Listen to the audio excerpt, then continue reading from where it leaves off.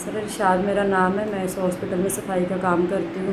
15 साल से डिवोर्स हुआ है, बीमार हूँ, बच्चे छोटे हैं, कर्जा सर पे चढ़ा हुआ है, इसलिए डबल जॉब करके कर्जा उतारने की कोशिश कर रही हूँ। तो मैं डबल जॉब कर रही हूँ, हमारा इससे गुजारा नहीं होता। मेरी मेडिसिन बहुत महंगी है, छोटा बेटा दमे का मरीज़ है, हमारा इससे गुजारा नहीं होता, इसलिए हमारी थोड़ी सी मदद की जाए। महंगाई बहुत ज़्यादा है।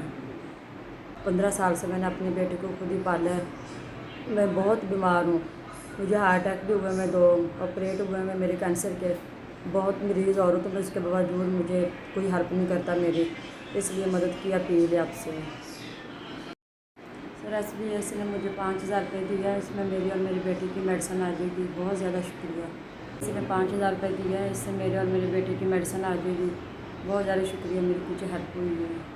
मैं अपनी मेडिसिन ले लूँगी, कुछ घर का गुजारा हो जाएगा मेरा। SBS की बहुत मेहरबानी है कि उन्होंने मुझे 5,000 रुपये दिए हैं।